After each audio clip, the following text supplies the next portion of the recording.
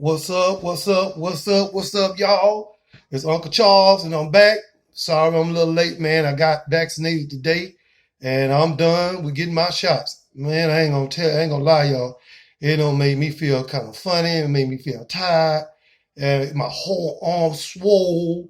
And but I'm vaccinated, and it's all about protection. Myself and my family, and it's good to be back. Uh, the last video, I was very tired, and I didn't do that good, but seemed like y'all really liked it, and let's get into it now.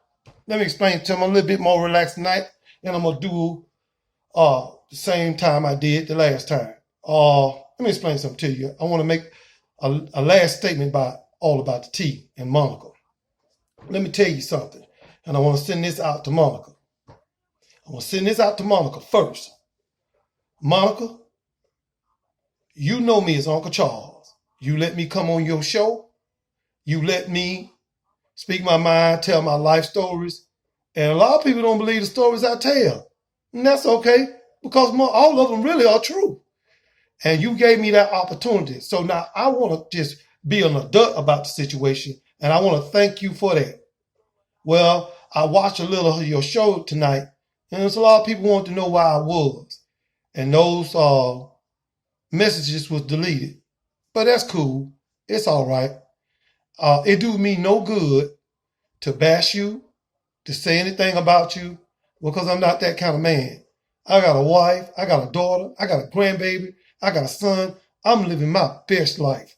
So, Monica, you could have did something that really nobody else do nowadays, which is apologize to the fans, to your subscribers, and even to players. I just thought players is an intelligent woman. She's very smart, and I just thought if you would have just apologized, that would have been the best thing to do. And I believe players will apologize. You just don't owe players an apology. You owe your subscribers an apology. And I sent you a text and I told you thank you. If I said anything wrong to you, Monica, I said, well, forgive me, but it wasn't nothing derogatory. It was nothing bad about you. Now, let me say this. Let me say this to you, Monica. And sorry about the light, y'all. It's just too bright in here, I guess. Let me say this to you, Monica. Let me say this. Let me address you right now. I never came on your show. I never said nothing derogatory. Players, Bishop, Schoolboy, and Marcella never did anything wrong or said anything wrong to me. I love them. They're my brothers and my sisters. And I will be always forever grateful to them because they gave me the motivation to come on and talk. So I'm ending this all about the tea, y'all. Do the right thing, Monica. You could be on a high horse one day, and you could be on there so long you don't know what the ground feel like.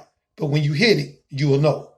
So, like I said again, I thank you for giving me the opportunity, and many blessings to you, your children, and your husband. And hey, I want you to do well. I want you to do well, and I hope you get in your heart one day to let me. I might fall through there because I got nothing personal against you. I just don't like what was done. And I cannot support something I think is wrong. I can't do that. So what they would say about Uncle Charles, what they say about me. So y'all, I'm done talking about that. That's over. That's over. I don't want to talk about it no more. If y'all want to leave a comment in the comment section about it, feel free and I'll read it. In fact, I read all my comments and it was just absolutely beautiful. I thank the brothers and I thank the sisters for leaving a comment. Now, I'm going to say this and I'm going to make this very quick.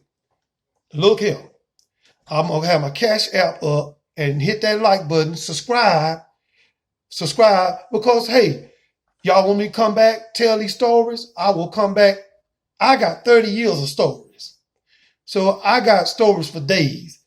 And that Wiley dude, he didn't say anything wrong about me, but I think, Wiley, you need to keep doing your show. because I would be the wrong brother to mess with. I'll be the wrong brother to mess with because, in fact, while I tell you what, how about you invite me on your show? I would like to come on your show. I won't be disrespectful or anything. And I think me and you'll do good together, Wiley. So give me a shot, brother. Let me come on there. And maybe I can take it all to a new level if you will let me, if you will have it. So, like I said, it's no animosity. I just thought those were my brothers and sisters. They was attacked. I had to say something. I said nothing about vulgar or anything about Monica. Monica is she's very smart. You can't be dumb and put stuff together like that, like all about tea. You just can't. So she had to be smart enough to do this, but she also had other smart people to come on there and take that thing to another level. Now I'm gonna tell you, All-Star Weekend. Now damn it, All-Star Weekend. I came on there. There's another auntie, I can't think her name, came on there, and we took that show through the roof. The internet, the chat room busted wide open when we come in there. And the callers, wasn't just me. It was all the callers, all the chats, all the super chats that you got took you to 100K. So let me just say this. Congratulations, Monica, but congratulations, players. Congratulations, Bishop. Congratulations, Marcella. Congratulations, Schoolboy. Congratulations, Uncle Charles and the rest of the crew. Because we did that thing big. Now, and that's it. I'm not talking about it no more. Because see, I go to scratching and itching and stuff. I get mad. I get nervous. And I go to hell off. So I'm not talking about that no more. Monica, if you want to talk to me, put it in the chat and I'll come on and we can clear me and you up live on your show. Wiley, if you want me to come on your show, trust me, I will come on your show and me and you can talk like men. And we might can make something happen, bro. You never know. Because I try to reach out to all brothers and sisters. But if you don't want me, that's fine. I still love you, respect you, and I'm out. Because let me tell you something, I had a life before this. I'm a new granddad. You know, my grandbaby run all up and down the hallway and pulling stuff down. And next thing you know, she got something else in her hand. You better be careful because she be gonna hit you in the head with something. And you sure enough ain't got no damn sense. So that's just the love. That's just the love of a grandchild. No matter what they do, you just don't think they do anything wrong. Now, let me get down to talking about life situations. You know, I'm going to tell you something. When I was a child, I had an interesting life. I had two brothers, and I had friends that was my brothers. My daddy was a hard-working man. And he worked at the foundry. And man, he was law in that house. And my daddy used to whoop us. Let me tell you something. I got my ass whooped so many times, I thought my daddy was enjoying it. I thought it was his job. I thought he had a second job, was whooping my ass. But it saved my life. It kept me out the penitentiary. The stuff they used to do back then, they consider that child abuse now. And not make light of child abuse, not to make light of it. Let me get that clear. We got children out here need serious help. And, always the adoption agency is not always the way.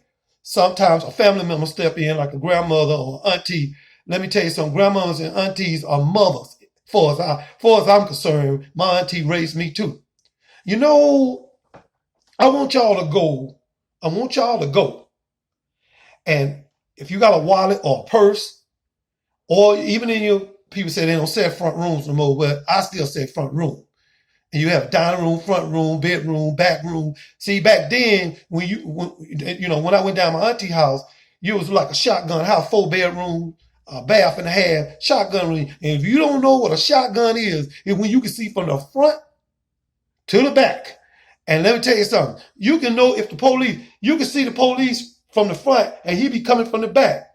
And you know it's police. Yeah, they go to police. Yeah, we already know that because we can see it from the front.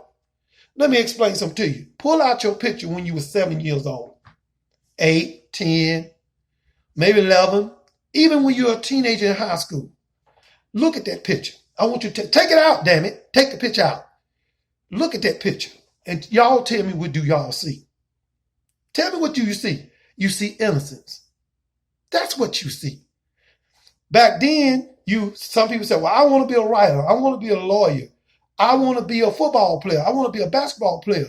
And you inspired to be something because you was young and your parents normally back then, they used to call me man. Man, what you want to be? I want to be a pro athlete. And I got my shot in high school until I got hit in the face by an offensive lineman about 350 pounds. And that was the end of my high school career. The next day I joined the choir singing There's a Bomb in Gilead. And that was it for me. So football wasn't the thing for me, even though I had good hands. And then, they played favoritism back then. Look at your picture. You see innocence. You see doctors. You see lawyers. You see all kinds of professions in those pictures. Well, I just want to tell y'all something. Jeffrey Dahmer had that same picture. He was 8 years old, like the all-American white child. Who ever thought Jeffrey Dahmer would literally be eating asses? Nobody knew that. Did he inspire? When he was 8 years old, when his mama asked him, Jeffrey, what you want to be? What you want to do with your life? I want to eat people. She didn't tell her that. He started off killing birds and stuff. And then all of a sudden he acquired a taste for people. That shit just didn't happen. That just didn't happen. Let me explain something to you. It is so hard. When that was going down, a lot of y'all don't know when he was out there picking folks off. When that was going on, my mama had the hardest time, y'all. Going in the store trying to find some Texas Pete hot sauce or some seasoned salt. But it was all damn gone because Jeffrey had it.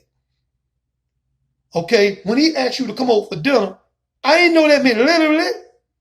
So, you don't know what you're going to do in your life. You can say what you're going to do, but you don't know. You know what you say, but you don't know where you're going to go. Back then, I had an interest in childhood. Back then, the big thing back then was the state fair. Ooh, the state fair. Woo! Man, me and my brother love the state fair. And every year we go. Well, this particular time, my daddy had a toothache. He had already promised that I'm going to take y'all to the state fair. And my mama used to call my daddy Charles. He said, Charles, if you're going to take these children to the fair, you need to go get that teeth pulled out your mouth. I'm going to go get it. And he went to the dentist and got all 32 teeth pulled. The doctor said, you don't have one bad tooth, Mr. Mayor. He said, I don't give a damn. The other 31 might start hurt, so take them all out. So now my daddy come back home from the dentist with a hole in his mouth. He had no teeth. Well, a man like that, a strong man like that, after you get through bleeding and washing your mouth out, you don't feel like taking children to no fair. But not my daddy. My dad was a hard man. He said, y'all go ahead and put your clothes on, Friday. I'm going to take y'all to the fair. Yeah, the fair. We going. My daddy went and picked up his false teeth. He had some false teeth made. And my mama used to wear wigs back then. See, people don't understand. They used to wear wigs in the 70s. See, people are all this crazy about these wig and hair pieces. And another damn thing, I watched a YouTube video and I seen some young ladies in a damn dumpster looking for hair weave. How the hell is that sanitary? What you gonna put on your head? And then you put that on your head, you got alopecia and all this old mess. You got holes all in your scalp. That's not sanitary, darling. You can't do that. But some people just so damn cheap, they'll go another way and do it. And that's not all. Just some. So my daddy, when he got his teeth, and he had to get some poly grip to put in there to keep it up in his mouth. Well, my mom said, Charles, don't forget to put your stuff in your thing there because we're going to take these children to the fair. So, man, we go to the fair. Oh, man, it's packed. It is packed. And, my dad said, okay, I'm going to get you $50 worth of tickets, your brother $50 worth of tickets, and me and your mama go get $50 worth of tickets. Okay. So we eating cotton candy, we drinking, and we see the roller coaster. Oh, me and my brother was so excited. We want to give them, not knowing with food on your stomach that roller coaster shake that food in your stomach, and you threw up. So me and my brother got up there. We so excited. By the time we come down, I threw up. My mama bought me another coat where it could settle my stomach. So my mom said, Charles, how about me and you get on the roller coaster? He said, I don't want to get on the roller coaster. She said, come on, we already out here. Let's get on the roller coaster. I said, I don't think that's a good idea, Mama. I don't think that. No, you couldn't tell them nothing.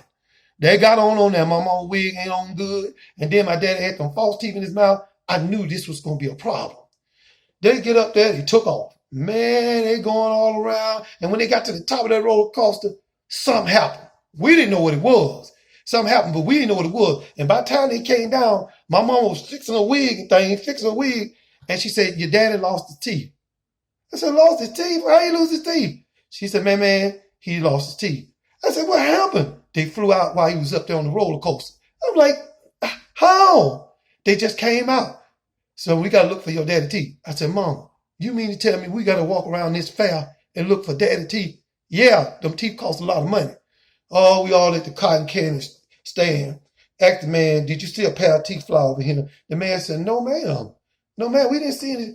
She said, check over there to the popcorn stand over there. And my mom said, excuse me, sir, I don't mean no harm. This is going to sound kind of crazy to you. Did y'all see a pair of teeth get thrown over here? He said, hold on, let me ask the other guy.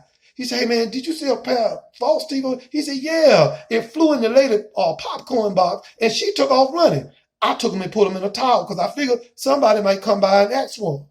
The man gave my daddy his teeth, and then he put them in his mouth. After he had it in his hand, but that was a man back then. He didn't give a damn. He just put them on back in there and kept rolling.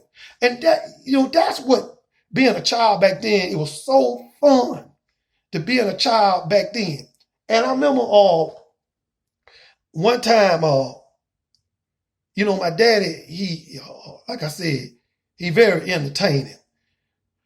My uncle brought his brand new Yamaha bike over. Yamaha. Yeah, Yamaha. That was the name of the bikes back then. It was like a 350. Back now that's real slow. And my Uncle Sammy said, Charles, you want to get on there? Yeah, I'll take a little old stab at it. My mom said, Charles, don't get on that bike. You ain't been on that bike in 20 years. Oh, you won't tell me what to do. Okay, all right, Daddy. All right. I don't think you need to get on that, Daddy. Boy, look out my way. I'm grown. He get on the bike and he going on up the hill. He just going on up the hill. She said, Charles, get your ass off that bike. My mom just screaming at him. He going up, come around, going up the hill again. Well, he must have felt like he was Evel Knievel. And this time he come down the hill full speed. And I knew something was wrong because the front end of the bike was shaking. And all of a sudden, the bike went one way and he went another way, off in a sticker bushy patch. And he was stuck all in his eye, lip, mouth. My mom said, I told his ass to stay out there off that bike. Let him stay stuck up. And my dad was in bad shape. We had to pull him out there. We had to pick all those sticker things out of his jaw, head. I said, Daddy, you like to kill yourself. What are you doing? But my daddy didn't stop there. My mama came home. He was in the bathroom. Came home. She was in the bathroom. And hold on just a minute, y'all. I got to cancel that. And I'm trying to see, make sure I got enough power. Oh, yeah, hold on. Yeah, I think I got enough power. And she came home from work. She said, where your dad at? I said, in the bathroom. How long is he sick? I said, no, ma'am, he ain't sick. He said, when he gonna come out of that? I said, Mama, he ain't gonna come out of there no time soon. He got the Christmas issue of Essence magazine. He ain't coming out there no time soon. And my dad just did certain things like that to irritate my mama, but they've been together for over 55 years. Let me explain something to you, man. Let me explain something to you. My daddy is a good man. Both of my parents still living, thank God. They still living. And I talk to my mama every now and then, talk to my dad every now and then. My dad had a heart attack